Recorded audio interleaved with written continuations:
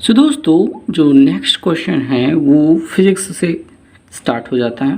कहा गया है कि एक मनुष्य की आँख पर दृष्टि का स्थायित्व कितने समय के लिए रहता है। यानी कि जैसे कि हमारी आँखों में कुछ चीज़ दिखाई देती है तो हमारी आँखों में वो कितनी देर तक बनी रहती है, ये आपसे पूछा जा रहा है।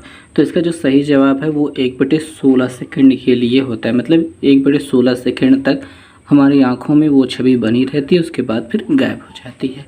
तो अगले क्वेश्चन पे चलेंगे। कह रहे हैं कि 27 नंबर क्वेश्चन है, कह रहे हैं कि प्रकाश की एक किरण कांच के प्लेट से 60 अंश के कोण पर टकराती है। यदि परावर्तित तथा अपवर्तित किरणें परस्पर लंबवत हैं तो कांच का अपवर्तनांक होगा। तो यहाँ पे इसके लिए हमने इसको हल किया है, बड़ा सोचना विचारना पड़ा इस पर।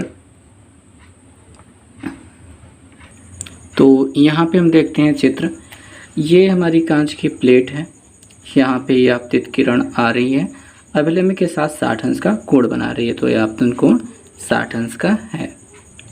और आगे जो परावर्तित किरण है यानी कि परावर्तन कोण है वो भी 60 अंश के कोण पे ही रहेगा, ये परावर्तित किरण हो गई। और जो अपवर्तित किरण है वो नीचे की ओर जाती है, ठीक है। अब इनके बीच में 90 अंश का कोण बना हुआ है, तो यहाँ पे 60 हो गया और तो यहाँ पे क्या बचेगा, ये बचेगा 30 अंश। ओके, तो ये टोटल 90 बन रहा है, तो 90 में से 30 घटाने पे ये क्या बचेगा, 60 अंश। तो यहाँ पे जो अपवर्तन कोण कहा जाएगा ये बनेगा इस 90 में से 60 को घटाने पर 30 अंश। कोणों का खेल है, थोड़ा सा आपको समझना ही होगा। यहाँ पे कौन कितने कैसे बन रहा है, यहाँ पे 90 होता है, ये 60 बनेगा, तो यहाँ पे 30 बचा है। ये 90 बन रहा था, यहाँ पे 30 है, तो यहाँ पे 60 होगा। ये 90 बनता है, तो यहाँ पे अगर 60 है तो यहाँ पे 30 होगा। तो आपतन कोण है 60 अंश का और अपवर्तन कोण है 30 अंश का। हमको कांच का अपवर्तनांक ज्ञात करना था, तो अपवर्तनांक बराबर होता है sin i upon sin r। ठीक है, क्लियर नहीं दिख रहा है शायद से, तो sin i upon sin r, ये क्या होता है, अपवर्तनांक होता है। तो यहाँ पे sin i यानी कि 60 अंश और sin r मतलब 30 अंश। तो sin 60 का मान √3/2 और sin 30 का मान 1/2। तो यहाँ पे 2 कट जाता है, √3 अकेले बच जाता है, यही अपना अपवर्तनांक है, यही हमारा है आंसर। ओके दोस्तों, जो नेक्स्ट क्वेश्चन है हमारे पास वो है कि शब्दकोश में पाए जाने वाले छोटे अक्षरों को पढ़ने के लिए, यानी डिक्शनरी में जो छोटे अक्षर होते हैं उनको पढ़ने के लिए आप निम्न लेंस में से किसका प्रयोग करना पसंद करेंगे। तो यहाँ पे लेंस का देखिए, जब छोटी चीज़ को बड़ा करके देखना हो तो यहाँ पे अवतल उत्तल में छांट लेते हैं। भैया उत्तल होना चाहिए जिससे हम बड़ा करके देख सके, तो अवतल वाले को छोड़ देंगे, खाली उत्तल देखेंगे। अभी यहाँ पे 50 सेंटीमीटर फोकस दूरी और 5 सेंटीमीटर फोकस दूरी। अब देखिए 50 सेंटीमीटर फोकस दूरी का मतलब क्या है कि हमको 50 सेंटीमीटर दूर लेंस को रखना पड़ेगा अक्षर से। जैसे अक्षर यहाँ पे 50 सेंटीमीटर दूर रखना पड़ेगा लेंस को, तब हम देख पाएंगे कि अक्षर कितना बड़ा दिख रहा है कि नहीं। मतलब उससे थोड़ा सा कम भी रखना होगा, कम ही रखना होगा, बट 50 सेंटीमीटर थोड़ा सा बड़ा पड़ जाएगा। तो 5 सेंटीमीटर फोकस दूरी वाला जो रहेगा वो ज़्यादा ठीक पड़ेगा, नज़दीक पड़ेगा। यहाँ पे अक्षर है, हम यहाँ पे 5 सेंटीमीटर इससे ज़्यादा करेंगे तो वो अक्षर उल्टा बनने लगेगा, नहीं दिखाई देगा, तो हम थोड़ा नज़दीक लाकर देख पाएंगे बड़े आराम से। तो 5 सेंटीमीटर ज़्यादा अच्छा है, इसी वजह से हमको यहाँ पे 5 सेंटीमीटर प्रयोग करना होगा। वैसे भी आवर्धन क्षमता जो होती है फोकस दूरी की व्युत्क्रमानुपाती होती है, यानी कि अगर फोकस दूरी बड़ी रहेगी तो आवर्धन क्षमता यानी कि बड़ा करके देख पाना वो कम आसान पड़ेगा। ठीक है, कम रहेगा तो ज़्यादा, यानी कि 5 सेंटीमीटर अगर रहती है तो वो ज़्यादा बेहतर रहेगा। तो ज़्यादा फोकस दूरी वाला कम अच्छा आवर्धन कर पाएगा, इस वजह से 5 सेंटीमीटर ये सही रहेगा। ठीक है, अवतल उत्तल के बारे में हमने आपको बता ही दिया था। अब अगले सवाल पे हम चलेंगे। 29 नंबर सवाल है, यहाँ पे कहा गया है कि यदि 7 सेंटीमीटर ऊंची एक वस्तु को 8 सेंटीमीटर की फोकस दूरी वाले उत्तल लेंस से 12 सेंटीमीटर की दूरी पर रखा जाए तो प्रतिबिंब की ऊंचाई क्या होगी। तो यहाँ पे 7 सेंटीमीटर ऊंची वस्तु है, यानी इसको हम ओ से कहते हैं। और अब देखेंगे यहाँ पे हम हल कर रहे हैं इसको। ओके, तो जैसा कि आप जानते हैं कि प्रश्नों को कैसे हल किया जाना है, यहाँ पे उत्तल लेंस की बात की जा रही थी, तो यहाँ पे फोकस दूरी F बराबर जो होगा 8 सेंटीमीटर हमने लिख लिया है। 8 सेंटीमीटर हमको प्लस में रखना है क्योंकि उत्तल लेंस है। वस्तु की स्थिति, वस्तु को 12 सेंटीमीटर की दूरी पर रखा है। वस्तु की ऊंचाई जो है वो 7 सेंटीमीटर है। वस्तु जितनी दूर पर रखा गया 12 सेंटीमीटर पे, हम देखेंगे लेंस यहाँ पे है तो वस्तु हमेशा इधर रखा जाएगा। प्रतिबिंब इधर भी बन सकता है, इधर भी बन सकता है, किधर भी बन सकता है। इधर की ओर रखा गया है तो माइनस में रहेगा, और वस्तु ऊपर की ओर रखा जाता है तो प्लस में रहता है। ठीक है, तो इसी वजह से प्लस माइनस का ये रहता है। और फोकस जो सूत्र होता है 1/f बराबर 1/v माइनस 1/u, ये लेंस के लिए होता है। ठीक है, अब यहाँ पे चीज़ों को रख देंगे। f की जगह पे 8 रख दिया, u की जगह पे -12 रख दिया। माइनस माइनस प्लस हो गया, और ये तो प्लस में था ही। अब 12 को इधर भेज देंगे, माइनस में हो जाएगा। तो यानी 1/v बराबर 1/8 माइनस 1/12। तो यहाँ पे एलसीएम लेकर के हल किया तो 1/24 मिल गया। तो v बराबर कितना मिल गया हमको? 24 सेंटीमीटर। तो v बराबर जो मिला है यानी कि वस्तु जो प्रतिबिंब है वो कहाँ पे बना हुआ है। अब आ जाता है वस्तु की प्रतिबिंब की लंबाई पर, क्योंकि हमको प्रतिबिंब की लंबाई चाहिए। तो आवर्धन m बराबर v/u बराबर I/o होता है। ठीक है, v/u बराबर I/o होता है। तो जो v है वो 24 अभी निकाला, जो u है वो -12 है हमने रखा था। I का मान हमको निकालना है, O का मान 7 है। तो 12 दूनी है 24, यहाँ पे -2 मिलेगा। 12 कम 12, 12 दूनी है 24, ये माइनस रहेगा, कहीं नहीं जाएगा। 7 से गुणा कर देंगे, 7 दूनी है 14, तो -14 यहाँ पे मिल रहा है प्रतिबिंब की लंबाई। तो हम यहाँ पे माइनस में देखने के देखेंगे, ये जो माइनस में मिला है, पहले बात तो यहाँ पे v का मान प्लस में मिला है। इसका मतलब क्या है, प्रतिबिंब इधर कहीं पे बनेगा। ठीक है, आगे की ओर प्लस में है, और ये माइनस में मिला है, इसका मतलब उल्टा बनेगा। तो ये कुछ इतना बड़ा सा मिलेगा हमको। ठीक है, तो ये इस प्रकार की स्थिति है। फिलहाल हमको 14 सेंटीमीटर बताना है, माइनस में या फिर प्लस में। हम देख लेते हैं कैसे ऑप्शन है। तो दोस्तों ऑप्शन तो प्लस में ही सब है, तो 14 ही अपना सही है। अगला जो प्रश्न है वो देखते हैं। कहा गया है कि ग्लास प्रिज्म यानी कि जो कांच का प्रिज्म होता है में सबसे कम गति वाला रंगीन प्रकाश है। इसमें से कौन सा रंग सबसे कम गति वाला है? तो वो बैगनी होता है, सबसे कम गति वाला। ठीक है, सबसे अधिक गति लाल की होती है, सबसे कम गति बैगनी की होती है। ओके, तो ये अपना बैगनी इसके लिए सही होगा। अगले प्रश्न पे चलेंगे। अगला प्रश्न कह रहा है कि 118 वोल्ट पर एक बिंदु से 128 वोल्ट के किसी बिंदु तक 2 कूलाम के आवेश को चलाने में कितना कार्य करना होगा। तो यहाँ पे हमको इसके कार्य की गणना करनी होगी। इसमें वोल्टेज का डिफरेंस हो रहा है, तो चलिए देखते हैं कैसे करेंगे इसको। तो यहाँ पे हमने वोल्टेज को लिख लिया है। पहला वोल्टेज 118 था, दूसरा था 128 हमने लिख लिया। आवेश जो है 2 कूलाम है, जिसको हमको इधर से उधर ले जाना है। तो V बराबर W/Q होता है। ठीक है, डेल्टा V बराबर W/Q, यानी कि विभवांतर जो होता है, विभवांतर बराबर W/Q होता है। तो W बराबर Q इंटू डेल्टा V हो जाएगा। Q की जगह पे 2 कूलाम रख देंगे, और जो अंतर हो रहा है V2 माइनस V1 कर देंगे। 128 में 118 घटा देंगे तो हमको 10 मिल जाएगा। 10 दूनी है 20, यानी कि 20 जूल का कार्य हमको करना पड़ेगा। इस प्रश्न में यही उत्तर होगा हमारा। देखिए, प्रश्नों के लिए आपको सूत्र याद होना बहुत ज़रूरी है। ठीक है, आप सभी सूत्र याद रखेंगे तो आप बहुत आसानी से कर पाएंगे। यहाँ पे 32 नंबर सवाल को हम देखें तो यहाँ पे कहा जा रहा है कि एक विद्युत बल्ब 20 मिनट के लिए 0.25 एम्पियर की धारा खींचता है, तो परिपथ में प्रवाहित होने वाले विद्युत आवेश का जो मात्रा होगी वो कितना होगी। अब यहाँ पे जो लगने वाला है Q बराबर IT लगेगा। तो इसे देखेंगे। देखिए, समय जो दिया गया है 20 मिनट दिया, हम उसको सेकंड में बदल लेते हैं। 60 से गुणा करके सेकंड में बदल लिया। धारा के मान जितना था वैसे लिख लिया।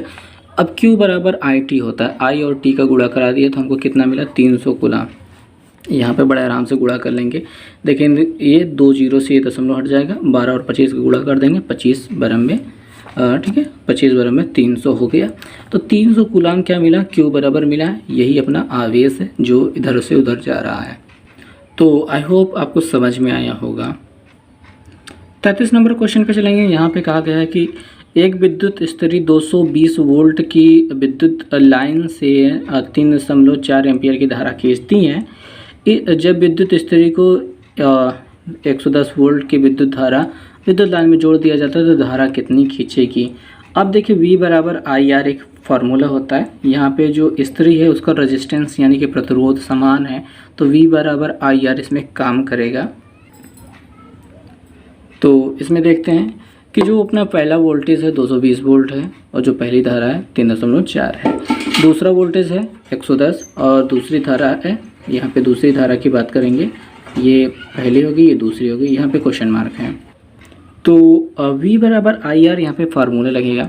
अब यहाँ से R क्या है, R बराबर V अपान I कर लेते हैं। R क्या है, रेजिस्टेंस है। स्त्री के लिए वो सेम सिचुएशन, किसी भी कंडीशन में रेजिस्टेंस तो बदलेगा नहीं, तो V अपान I क्या है, ये काम करेगा यहाँ पे V1 अपान I1 बराबर V2 अपान I2। इस तरीके से ये फार्मूला काम करता रहता है, ठीक है, काम कर सकता है। V1 की जगह 220 रख दिया, V2 की जगह अपना 110 रख दिया, I1 की जगह 3.4 रख दिया, I2 के यहाँ पर रख दिया, पक्षांतर किया, इसको ऊपर पहुँचाया देखेंगे और इसको नीचे, या फिर यहीं से 0 0 काट दें, 11 दूनी 22, यहाँ पे 2 हो गया, 2 से इसको काट दिया 1.7 को दरवेज दिया तो I2 बराबर कितना मिल गया, 1.7 एम्पियर। बड़े ही आराम से मिल गया है। तो अगले प्रश्न में चलेंगे। यहाँ पे हमें जो दिखाई दे रहा है, कहा जा रहा है कि एक 6 ओम प्रतिरोधक तार को लपेट कर यहाँ नहीं, यहाँ मोड़ कर होना चाहिए, मोड़ कर दोगुना कर दिया गया, दोगुना नहीं, यहाँ पे कह देंगे दोहरा कर दिया गया, लपेट कर या फिर मोड़ कर इसको दोहरा कर दिया गया। जो नया तार बनेगा उसका क्या प्रतिरोध होगा, ये हमको समझना है। अब देखिए, जो तार को अगर मोड़ करके दोहरा कर दिया जाता है, ठीक है, यहाँ पे लपेट कर दोगुना नहीं होगा, खींच कर दोगुना होता है, और मोड़ करके आधा होता है, ठीक है, या फिर दोहरा कर दिया जाता है। तो ऐसे में जो तार का प्रतिरोध है वो हमको निकालना है। अब देखो भाई, बात ये है कि तार का प्रतिरोध 6 ओम पहले से था। तार को जब मोड़ा जाएगा, दोहरा किया जाएगा, उसकी मोटाई क्या हो जाएगी, दोगुनी हो जाएगी, जो लंबाई हो जाएगी वो आधी हो जाएगी। तो इससे क्या होता है, प्रतिरोध चौथाई रह जाता है, 1/4 रह जाता है। तो अब डायरेक्ट कर सकते हो, ठीक है, जब भी मोड़ करके दोहरा कर दिया जाए, यानी आधा कर दिया जाए, मोड़ करके दोहरा कर दिया जाएगा। ऐसे सीधा सीधा तार था, मोड़ा दिया, बीच से दोहरा कर दिया, ऐसे में क्या हो जाता है, जो प्रतिरोध होता है वो चौथाई रह जाता है। अगर ऐसा करना चाहो तो 1/4 से इसमें भाग करके आप 1.5 बड़े आराम से निकाल सकते हो। बट अगर नहीं करना चाहते हो तो आप पूरा हल देख सकते हो। देखिए, जो फार्मूला होता है R बराबर ρL/A होता है, ठीक है। अभी यहाँ पे जो नया वाला हो रहा है, मोड़ रहे हैं, तो जो नया वाला क्षेत्रफल, ठीक है, ये आधार जैसे कोई तार हो गया, ठीक है, तो ये अनुप्रस्थ काट का क्षेत्रफल A होता है, इसकी टोटल लंबाई L होती है। ये जो होता है उसका विशिष्ट प्रतिरोध होता है, R जो होता है उसके तार का प्रतिरोध होता है। अभी जो जब इसको मोड़ करके आधा कर दिया गया तो इसमें मोटा हो गया, ठीक है, तो जो इसका जो क्षेत्रफल था अनुप्रस्थ काट का, जितना ये था उसका दोगुना बढ़ गया, ठीक है, तो 2A कर दिया। जो लंबाई थी अभी L थी, उसकी आधी L/2 हो गई थी, यहाँ पे ये हो गया। पहले जो लग रहा था फार्मूला यही सेम था। अभी यहाँ पे क्या है, R', नया वाला प्रतिरोध हमको निकालना है, तो रो लगा दिया, L/2, यहाँ पे 2A कर दिया, 2 नीचे आ जाएगा, तो वो जो हो जाएगा 2 दूनी 4 हो जाएगा, उसको अलग रखा, तो ये जो मिला है ρL/A, तो ये सेम R के बराबर है, तो यहाँ पे इसकी जगह पे हमने R रख दिया, और ये जो 4 है बटे में रख दिया। तो जो नया प्रतिरोध हो रहा है R' वो R/4 हो रहा है, ठीक है, ये समझ में आया जो हमने तभी किया था। तो पहले वाला प्रतिरोध 6 था, अभी 6 का बटे 4 कर देंगे तो 1.5 ओम प्रतिरोध हमको मिल गया है। अगला प्रश्न है, यहाँ पे दिया गया है, कहा गया है कि जब 3 ओम तथा 6 ओम के दो प्रतिरोध को पार्श्व यानी कि समांतर क्रम में संयोजित किया जाता है तो उसका तुल्य प्रतिरोध क्या होता है। तो ये बहुत ही आसान क्वेश्चन है, 1/3 + 1/6 करके जोड़ करके उलट देंगे, बड़ा आराम से आंसर मिल जाएगा। आप इसे देख सकते हैं, यहाँ पे 1/r बराबर 1/3 + 1/6 कर दिया, एलसीएम तो 6 ही होगा, तो यहाँ पे 3 2 6, तो यहाँ पर 2 जाएगा, +1 रहेगा, तो यहाँ पे 3 हो जाएगा जोड़ने पे, 3 से काटा तो यहाँ पे 2, 1/2। तो इन चीज़ों को अब उलट दिया जाएगा तो R बराबर क्या मिल जाएगा, 2 ओम मिल जाएगा। ये तो हो गया पार्श्व क्रम में यानी कि समांतर क्रम में। अगर श्रेणी क्रम में जोड़ा जाता तो 6 + 3 = 9 ओम बनता, ठीक है, वो उसकी बात है जब ये श्रेणी में होता तब, अभी नहीं, अभी 2 ओम होगा। अगले प्रश्न में चलेंगे। यहाँ पे हमें 36 नंबर क्वेश्चन दिखाई दे रहा है, कह रहे हैं एक विद्युत हीटर 220 वोल्ट सप्लाई से 10 एम्पीयर की धारा खींचता है। हीटर 30 दिनों तक प्रतिदिन 5 घंटे का प्रयोग किया जाता है। 1 यूनिट की लागत जो है 5.20 रुपये है। तो यहाँ पे पूरी लागत 30 दिन की कुल खर्चा कितना होगा ये हमको कैलकुलेट करना है। तो यहाँ पे जो सूत्र होता है उसमें यूनिटों की संख्या हमको ज्ञात करनी होती है। पहले बात तो हमने यहाँ पे वोल्टेज लिख लिया, एम्पियर लिख लिया, 30 दिन तक 5 घंटे तक 1 यूनिट की लागत लिख ली है। अब यूनिटों की संख्या होती है वाट घंटे बटे 1000। अब वाट जो निकालना है W बराबर VIT हो गया, ठीक है। तो VIT, तो यहाँ पे V यानी वोल्टेज रख दिया, I यानी कि धारा रख दी, T की जगह पे देखिए 5 घंटे चल रहा है, ठीक है, और वहाँ पे 30 दिनों तक चल रहा है। तो टोटल घंटे यहाँ पे रख लिया हमने, और यहाँ पे बटे 1000 होता ही है। तो यहाँ पे 3 जीरो काट दी हमने और बाकी सबको गुणा कराने पर 330 यूनिट हमको मिला है। अब कुल खर्चे की बात करेंगे तो 330 में तो 5.2 को गुणा करा देंगे, तो एक जीरो से दशमलव हटा दिया और उसके बाद इनका गुणा कराने पर 1716 रुपये मिले हैं हमें। तो वो रहा उसका हल। अब आगे बात करेंगे 37 नंबर क्वेश्चन की, जहाँ पे पूछा जा रहा है जेट इंजन किस सिद्धांत पे आधारित है। तो भैया जो जेट इंजन है वो क्रिया प्रतिक्रिया पर भी काम करता है, बट यहाँ पे काम करेगा जेट संवेग संरक्षण के सिद्धांत पे, ठीक है। तो यहाँ पे दिया गया है रेखीय संवेग संरक्षण के सिद्धांत। क्रिया प्रतिक्रिया भी काम करती है पर रेखीय संवेग संरक्षण यहाँ पे सिद्धांत पे काम करेगा, ठीक है, वो नहीं दिया गया है। तो अगले प्रश्न में चलेंगे। सेकंड लोलक के लोलक को एक दोगुने द्रव्यमान वाले लोलक में बदल दिया जाता है, तो लोलक का आवर्तकाल क्या होगा। तो सबसे पहले बात सेकंड लोलक को पढ़ते हैं, ठीक है। यहाँ पे थोड़ा सा और एडजस्ट करते हैं भाई। हाँ, सेकंड लोलक क्या होता है। तो भाई हम जब 11th में थे तो ये क्वेश्चन आया था, मुझे तो नहीं पता था, मैंने नहीं लिखा था हाफ ईयरली में। एक लड़के ने लिखा था दुनिया में जो पहले लोलक के बाद दूसरा लोलक आता है उसे सेकेंड लोलक कहते हैं। पूरी क्लास बहुत जम के हंसी थी। तो उसके बाद हमें पता चला था भाई सेकेंड लोलक होता है एक्चुअली में जिसका आवर्तकाल 2 सेकंड होता है। 2 सेकंड का मतलब सिर्फ 2 सेकंड, ठीक से समझिए। अब देखिए लोलक को इसे लटका दिया गया, ठीक है। अब यहाँ पे चित्र देखते हैं तो यूँ समझिए, ठीक है। अब लोलक को आपने ऐसे लटका दिया है। अब एक बार में अब यहाँ से छोड़ेंगे तो एक सेकंड में यहाँ पहुँच जाए, दूसरे सेकंड में यहाँ पे, मतलब एक आवर्त जो पूरा करे वो 2 सेकंड में पूरा हो जाए। यानी आधा हिस्सा 1 सेकंड में, बाकी आधा हिस्सा दूसरे सेकंड में। तो इस वजह से इसका आवर्तकाल क्या होता है, 2 सेकंड होता है। अब लोलक को कितना भी बदल दो, ठीक है, लोलक को कितना भी बदल दो, 2 गुना 3 गुना 4 गुना कर दो, लेकिन इसके आवर्तकाल में कोई चेंज नहीं होता है। तो 2 सेकंड जो पहले था अब भी 2 सेकंड ही रहेगा। बट आपको ये सेकंड लोलक समझ के रखना है जिसका आवर्तकाल 2 सेकंड हो, ठीक है। तो वो होता है सेकंड लोलक, और द्रव्यमान बदलने से कोई अंतर नहीं पड़ेगा, वो 2 ही सेकंड उसका आवर्तकाल रहेगा। अगले क्वेश्चन पे चलेंगे। यहाँ पे दिया गया है एक सीधे लंबे तार में धारा I प्रवाहित होती है। इसमें R दूरी पर चुंबकीय क्षेत्र की तीव्रता 0.4 टेस्ला है। 2R दूरी पर इसकी तीव्रता क्या होगी। तो भाई यहाँ पे हमने इस प्रश्न को हल किया है। धारा को I लिख लिया, दूरी को R लिख लिया, टेस्ला जो यहाँ पे चुंबकीय क्षेत्र की तीव्रता B बराबर 0.4 टेस्ला लिख लिया है। B बराबर μ0I/2πr होता है, इसके बराबर 0.4 हो गया है। अब इसमें कोई भी चीज़ हमको मालूम नहीं है, ठीक है। तो यहाँ पर I क्या है, धारा है, जो ये I प्रयोग की गई है वो धारा है, जो R क्या है वो दूरी है यहाँ पे जो प्रयोग की गई थी। अभी क्या हो रहा है, हमको B डैश का मान निकालना है। तो μ0I/2π ऐसे ही रहेगा, बस R की जगह पे हमको दूरी दुगुना कर दिया गया। तो ये जो 2 होगा वो अलग से निकल आएगा, बाकी सेम चीज़ क्या होगा, पुराने वाले के माफिक दिखाई देगा।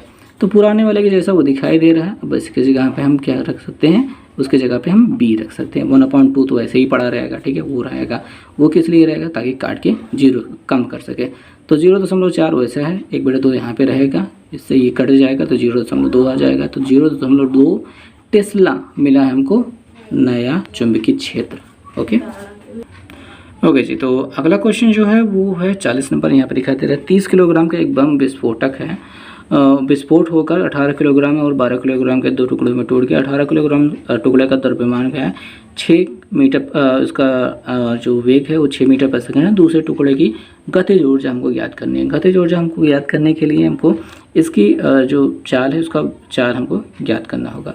अब यहाँ पे संवेग संरक्षण का सिद्धांत लगेगा, अब देखो भाई संवेग संरक्षण कैसे लगेगा, यहाँ पे m1 v1 ये जो विस्फोट से पहले का संवेग हो गया, और यहाँ पे विस्फोट से बाद के पहले टुकड़ा m1 तो यहाँ पे mv हो गया, यहाँ पे m1 v1 plus m2 v2, ठीक है। ये दोनों का वेग और द्रव्यमान का गुणा कर दिया।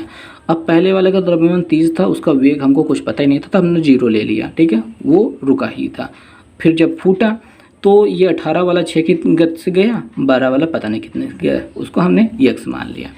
अब यहाँ पे तो 0 हो गया, ये 18 और 6 का गुणा हो गया, यहाँ पे 12 हो गया, ये इधर जाएगा, इधर माइनस हो जाएगा, 12 को नीचे भेजेंगे, कटेगा 6 दूनी 12, 2 से काटेंगे 2 9 2 9 18, यहाँ पे 9 मिल रहा है, तो x बराबर कितना मिल रहा है, -9 मीटर पर सेकेंड, -9 मीटर पर सेकेंड।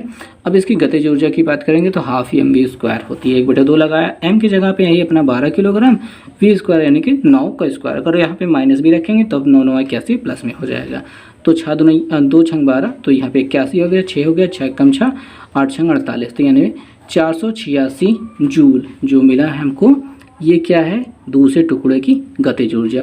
और अगर गति की बात करेंगे तो 9 मीटर पर सेकंड। अब यहाँ पे ये माइनस में क्यों मिला है, क्योंकि एक टुकड़ा इधर जा रहा है तो दूसरा टुकड़ा दूसरी तरफ जाएगा, इस वजह से यहाँ पे वो माइनस में लिखा गया, ठीक है, तो उसमें कोई बड़ी बात नहीं है। अगले प्रश्न की बात करेंगे, यहाँ पे लिखा है जब स्रोत तथा प्रेक्षक दोनों गतिमान हैं तो आवृत्ति में आभासी परिवर्तन ज्ञात करने के लिए संबंधित नियम। तो स्रोत और प्रेक्षक यानी कि दोनों गतिमान है, तो आवृत्ति यहाँ पे ध्वनि से संबंधित है, तो ये ध्वनि से संबंधित किसने अपना नियम दिया था, तो गैलीलियो आकाश से संबंधित है, हाइजेंसबर्ग जो है क्वांटम फिजिक्स से संबंधित है, न्यूटन ने गति के समीकरण वगैरह दिए थे, तो डॉपलर एक बचते हैं, ऐसे आप तुक्का लगा सकते हैं, वैसे ये डॉपलर का नियम ही है, तो ये इसके संबंधित जो नियम है वो डॉपलर का नियम है। ओके, अगले प्रश्न की बात करेंगे। यहाँ पे हमारे पास जो प्रश्न है 42 नंबर, कहा जा रहा है एक कार कुछ समय के लिए एक स्थिर दर अल्फा से त्वरित होती है, जिसके बाद एक स्थिर दर बीटा से अवमंदित यानी कि मंदित होती है तथा अंत में स्थिर अवस्था में आ जाती है। इस बीच कुल लगा जो समय है वो t है। कार द्वारा अधिग्रहित यानी कि प्राप्त की गई अधिकतम वेग क्या है, इनमें से क्या होगा वो हमें बताना है। अब देखिए ये प्रश्न बहुत ज़्यादा मुश्किल रहा मेरे लिए। अब यहाँ पे हमने हल करना शुरू किया। माना t1 सेकंड के लिए अल्फा मीटर पर सेकंड स्क्वायर से त्वरित होता है, फिर t2 सेकंड के लिए माइनस बीटा यानी मंदित हो रहा है, मीटर पर सेकंड स्क्वायर से मंदित हुआ। कुल समय t बराबर t1 प्लस t2 लगा, t हमको दिया गया था, ये हमने दोनों को माना है। अब t1 सेकंड के अंत में जब गतिमान हो रहा था, बढ़ रहा था, तब अंत में उसका वेग क्या होगा, तो v बराबर u प्लस at होता है। अब यहाँ पे देखेंगे इसका शुरुआती वेग नहीं दिया था, तो हमने 0 ले लिया। at a की जगह पे अल्फा त्वरण था और t की जगह पे t1 था, तो v बराबर a प्लस अल्फा t1 ये हो गया। अब इतना बात ख़त्म रखते हैं यहाँ पे। अब यहाँ पे बात कर लेते हैं जब t2 सेकंड के लिए काम चलना शुरू हुआ, यानी कि पहले वेग बढ़ा फिर घटना शुरू हुआ। अब यहाँ से जब घट के 0 हुआ है तब वाला हिसाब देख लेते हैं। तो t2 सेकंड के अंत में जो वेग होगा वो कितना होगा, तो ये जो अंत वाला वेग है वो 0 हो गया, तो ये तो 0 हो जाएगा। तो u प्लस at यहाँ पे लगेगा, u प्लस at लगेगा। अब u की जगह पे क्या है, इसके लिए प्रारंभिक वेग क्या होगा, यहाँ पे प्रारंभिक वेग यही होगा जो इसके अंत में था, तो इसके जगह पे at1 रख लिया माइनस u प्लस at। देखिए यहाँ पे माइनस इसलिए लगाया गया क्योंकि बीटा अवमंदित कर रहा था, यहाँ पे माइनस और यहाँ पे t2, ठीक है, ये और ये पूरा 0 के बराबर हो गया। पक्षांतर कर दिया, इसको उधर पहुँच गया, अल्फा t1 बराबर बीटा t2 ये हमको मिल गया है, ये दूसरा संबंध हो गया। और अब इसी संबंध को आगे बढ़ाएंगे तो यहाँ पे t2 बराबर निकाल लेंगे, जो कि इसी से अल्फा t1 अपॉन बीटा मिल जाएगा। अब आप बात करेंगे t1 प्लस t2 बराबर जो t है, तो इसमें अगर हम t1 का मान निकालेंगे तो t माइनस t2 बन जाएगा, इसको उधर पक्षांतर करने के बाद। अब t2 की जगह पे अल्फा t1 अपॉन बीटा हो गया, जो हमने यहाँ से निकाला था, अब यहीं पे रख दिया है। उसके बाद यहाँ पे t1 और यहाँ पे अल्फा t1 अपॉन बीटा को इधर भेज दिया ताकि t1 एक तरफ हो जाए। तो यहाँ से t1 को कॉमन ले लिया और यहाँ पे जोड़ दिया, बीटा इधर गुणा होगा प्लस अल्फा, तो beta plus alpha upon beta बराबर t हो रहा है। अब ये बीटा ऊपर जाएगा, अल्फा प्लस बीटा नीचे आ जाएगा, तो t1 बराबर beta T upon alpha plus beta. अब उसके बाद वेग पे आ जाएंगे। वेग जो अधिकतम वेग था, हमने पहले ऐसे ऐसे गत किया, यहाँ पे अधिकतम वेग जो था तो v बराबर हमने निकाला था अल्फा t1। तो हमने t1 का मान यहाँ पे निकाला, यही पे इसके जगह पे रख देंगे। तो अल्फा ऐसे रहेगा, t1 की जगह पे बीटा और t upon alpha plus beta. तो यहाँ पे गुणा हो जाएगा, अल्फा बीटा t हो जाएगा और नीचे अल्फा प्लस बीटा हो जाएगा। और इसको जो ऑप्शन दिया है उस रूप में लिखेंगे तो alpha beta upon alpha plus beta into T. तो ये हो गया इसका अधिकतम वेग। ओके, तो ये थोड़ा मुश्किल सवाल था पर ठीक है। अगले क्वेश्चन की बात करेंगे। यहाँ पे 13 नंबर क्वेश्चन दिया गया है, कहा गया है 5 किलोग्राम द्रव्यमान के एक पिंड का संवेग 10 किलोग्राम मीटर पर सेकेंड है। उस पर 0.2 न्यूटन का बल गति की दिशा में 10 सेकंड के लिए कार्य करता है। तो इस समय उस पिंड की गतिज ऊर्जा में कितनी वृद्धि हुई, ये हमको ज्ञात करना है। तो भाई अगर इस प्रश्न को देखा जाए तो हमने हल किया है। द्रव्यमान हमने 5 किलोग्राम लिख लिया, संवेग लिख लिया 10 किलोग्राम मीटर पर सेकेंड, उसके बाद यहाँ पे बल लिख लिया और समय भी लिख लिया 10 सेकेंड का। संवेग बराबर बल द्रव्यमान गुणित वेग होता है। तो संवेग को हमने यहाँ पे लिख लिया 10 और द्रव्यमान 5, वेग ये। तो वेग बराबर यहाँ पे 5 दूनी है 10 से 2 मिलकर 2 मीटर पर सेकेंड। ये क्या हो गया, हमारा प्रारंभिक वेग हो गया, शुरुआती वेग। अब बल बराबर द्रव्यमान गुणित त्वरण होता है। बल हमने लिख लिया, द्रव्यमान लिख लिया और हमने त्वरण निकाल लिया। तो ये जो हो गया त्वरण, इस 5 से भाग देने पर 0.04 जो मिल गया हमको, ये हमारा त्वरण हो गया। अब ये हमको त्वरण जब मिल गया है तो त्वरण का एक और सूत्र होता है, a बराबर v minus you upon T. ठीक है, v minus you upon T भी काम करता है। तो v का मान हम तो u का मान हमने वहाँ पे प्रारंभिक वेग 2 मीटर पर सेकंड निकाला था, उसको हमने रख दिया t की जगह 10 सेकंड रख दिया। और यहाँ पे 0.04 तो है ही, 10 से गुणा कराने पर यहाँ पे 0.4 हो गया, 2 को इधर भेज देंगे तो प्लस हो जाएगा। तो 2.4 क्या हो गया हमारा, ये अंतिम वेग हो गया। ठीक है, अब यहाँ पे प्रारंभिक वेग हमको 2 मीटर पर सेकंड मिला था और यहाँ पे अंतिम वेग 2.4 मीटर पर सेकंड मिल गया है। अब यहाँ पे गतिज ऊर्जा में जब परिवर्तन है वो निकालेंगे तो देखिए हाफ एम वी स्क्वायर होता है, m यहाँ पे v square upon 2 half M V square, और यहाँ पे हाफ या u या भी स्क्वायर अपॉन 2। तो ये भी क्या हो गया, गतिज ऊर्जा ही हो गई। तो द्रव्यमान 5 रखा, 2.4 को यहाँ पे स्क्वायर करके बटे 2 कर दिया और यहाँ पे -5 गुणित 2 स्क्वायर बटे 2 कर दिया। तो यहाँ पे आपको मिल रहा है संवेग 2.4 और यहाँ पे स्क्वायर बटे 2। अब यहाँ पे हमने बस इसका स्क्वायर कर दिया है।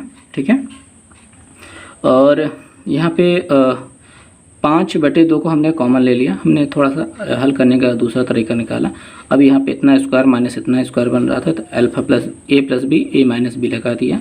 तो 2.4 प्लस 2 कर दिया तो हमको मिल गया 4.4 और 2.4 माइनस 2 कर दिया तो 0.4। उसके बाद हमको काटते थोड़ा आसानी से बन गया, 2 से हमने इसको 0.4 को काट दिया तो 0.2 आ गया। तो 5 गुणित 4.4 गुणित 0.2 हमने यहाँ पे लिखा है। और उसके बाद हमने गुणा कराया, इसके साथ गुणा कराया तो 5 दूनी 10 होता है, एक अंक पे दशमलव लग जाएगा, काम खत्म हो गया, वो 1 बच गया। तो इसमें 4.4 रुपया मिल गया हमको जूल। तो नेक्स्ट क्वेश्चन है, यहाँ पे 44 नंबर कहा गया है कि एक लंबी परिनलिका के अंदर चुंबकीय क्षेत्र होता है। मतलब लंबी परिनलिका के अंदर चुंबकीय क्षेत्र कैसा होता है। तो भैया एक चीज़ हम जानते हैं कि वहाँ पे एक समान चुंबकीय क्षेत्र होता है और मजबूत भी होता है। तो पहला वाला ऑप्शन सही है, बस यही है।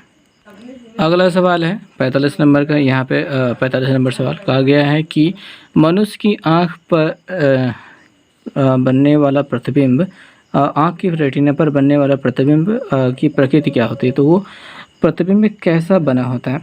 तो पहली बात तो जो हम जानते हैं कि जो भी बनता है वो उल्टा बनता है। तो सीधा सीधा वाला छोड़ते हैं, उल्टा उल्टा वाला देखते हैं। वास्तविक होता है कि आभासी होता है, तो वो वास्तविक प्रतिबिंब होता है। ठीक है, आभासी नहीं होता है, वास्तविक होता है, इस वजह से हमको दिखाई देता है। तो जो ये बी वाला ऑप्शन है वास्तविक और उल्टा, ये सही है। अगले वाले प्रश्न पे चलेंगे। दिया है 1 किलोवाट घंटा किसके बराबर होता है। तो ये 3.6 × 10⁶ जूल होता है। तो यहाँ पे जो मेगा जूल कहा गया है, मेगा का मतलब होता है 10⁶। तो पहला ऑप्शन सही है। ठीक है, अगले वाले क्वेश्चन पे चलेंगे। 1 किलोग्राम के 2 द्रव्यमान 1 मीटर की दूरी पर निर्वात में रखे हुए हैं, उनके माध्यम में लगने वाला गुरुत्वाकर्षण बल क्या होगा, तो उनके गुरुत्वाकर्षण जो लगने वाला गुरुत्वाकर्षण बल का जो सूत्र हो जाएगा यहाँ पे, तो F बराबर G(m1m2/r² होता है। तो अगर यहाँ पे हम इसको हल करते हुए देखें तो यहाँ पे हमने हल किया है, तो जी का मान, जी जो सार्वत्रिक गुरुत्वाकर्षण नियतांक होता है इसका मान होता है 6.67 × 10⁻⁻11। तो यहाँ पे हमने इसको रख दिया G(m1 m2), तो m1 और m2 दोनों एक हैं और जो r² है वो भी एक है, तो ये सब गायब हो गया, कोनो काम का नहीं है। तो 6.67 × 10⁻11 जो मिला है इतना न्यूटन हमारा क्या हो जाएगा, इनके बीच में लगने वाला बल होगा। तो यहाँ पे अगर विकल्प को देखें तो डी वाला विकल्प सही है। अगले प्रश्न में चलेंगे। कहा जा रहा है कि एक तार का प्रतिरोध R है, इसको 5 भागों में बांटा गया है, सभी भागों को समांतर क्रम में जोड़ने के उपरांत इनका परिणामी प्रतिरोध क्या होगा। तो जो एक तार है वो लंबा सा तार, अगर उसको हम 5 भागों में काट दें तो काटने से पहले वो जो जुड़े होते हैं तार वो श्रेणी क्रम में माना जाता है कि वो श्रेणी क्रम में जुड़े हैं। अगर हम इनको हल देखें तो कुछ इस प्रकार से हैं। तो ये पूरा तार है, तो इसका प्रतिरोध R है, जब ये श्रेणी क्रम में जुड़े हैं भागों में बांटा जाएगा तो एक भाग का प्रतिरोध 5 R/5 ये होगा, ठीक है, R/5 यानी R का 5वां भाग। ओके, तो 13 हो गया। अगर इनको समांतर क्रम में जोड़ा जाए तो उसका चित्र हमने नहीं बनाया, बट जो समांतर क्रम में जुड़ेगा तो 1/r' यहाँ पे करेंगे, ये कोई अच्छा नहीं है, प्लस माइनस कुछ नहीं हो। 1/r' बराबर क्या हो जाएगा, 1/ यही मान जो भी आपको मिले हैं सबको बटे में रखते चले जाइए। तो हमने यहाँ पे 5 बार इनको लिख लिया है। ये जो बटे वाला 5 है ऊपर चला जाएगा सभी में, तो नीचे R रहेगा। तो R तो कॉमन है, उसको हम एक बार लिख लेंगे, ऊपर वाला गिनतियाँ जुड़ जाएंगी, 5×5 = 25। इसको जब उल्टेंगे तो R' बराबर क्या हो जाएगा, R/25, यानी कि हमका जो हमें जो मिलेगा वो मिलेगा R/25 प्रतिरोध ओम में, ठीक है, ये प्रतिरोध इतना मिलेगा R/25 ओम। ओके, तो नेक्स्ट क्वेश्चन जो है वो है कौन सा तापक्रम फ़ारेनहाइट और केल्विन स्केल में समान होता है। तो यहाँ पे हमको इनकी समानता को देखना है, आगे देखेंगे। तो भाई एक जो फार्मूला होता है वो ये होता है F-32 × 5/9 और बराबर होता है K-273 और यहाँ पे डिग्री सेल्सियस की ये बराबर होता है। तो हम इसको छोड़ते हैं, ये फार्मूला होता है, ठीक है। तो हम इन दोनों की बात कर लेते हैं। यहाँ पे फ़ारेनहाइट और केल्विन के बीच में जो सीधे सीधे रिलेशन बनता है, दोनों का तापमान अगर बराबर करना है तो दोनों जगह T हमने प्रयोग कर लिया, दोनों की बराबर हैं। उसके बाद इन्हीं को हल करते जाएंगे, 5 से अंदर गुणा कराएंगे, 9 से उधर ले जाके गुणा करा देंगे। तो इसको इसमें 9 से गुणा कराने पर इतनी गिनती मिली है। और उसके बाद फिर 5 अंदर करेंगे, क्या करना है, इसको इधर भेज देना है, प्लस में हो जाएगा, T को उधर भेज देना, 5T को उधर भेज देना, माइनस में हो जाएगा। 9T में 5T गया, 4T बचेगा और यहाँ पे इसमें से 160 घटाएंगे तो ना कुछ बचेगा। 4 से जब जगह ले जाकर भाग करेंगे तो 574.25 आ रहा है, यानी T का मान क्या हो रहा है, 574.25, यानी इतने अंक पर, ठीक है, इतने अंक पर आपका क्या होगा, जो केल्विन होता है और जो फ़ारेनहाइट डिग्री फ़ारेनहाइट होता है, इन दोनों का मान बराबर होगा। एक प्रश्न ये भी पूछा जा सकता है कि कितने तापमान पर जो होता है फ़ारेनहाइट, डिग्री फ़ारेनहाइट और डिग्री सेल्सियस का मान बराबर होता है। तो ये होता है -40 डिग्री पर, ठीक है, -40 डिग्री फ़ारेनहाइट का है या फिर सेल्सियस का है, दोनों का मान इस पर बराबर होता है। तो ये 2 महत्वपूर्ण प्रश्न हैं, ये पूछे ही जाते रहते हैं, अक्सर पूछे जाते हैं, तो मैंने दोनों बता दिया। 50वां क्वेश्चन है, कहा जा रहा है कि कौन सी घटना सूर्योदय और सूर्यास्त के समय सूर्य का लाल दिखने का कारण या उत्तरदायी होता है। तो भैया सूर्य का प्रकाश का जो प्रकीर्णन होता है यही मुख्य उत्तरदायी होता है लाल दिखने का। ओके।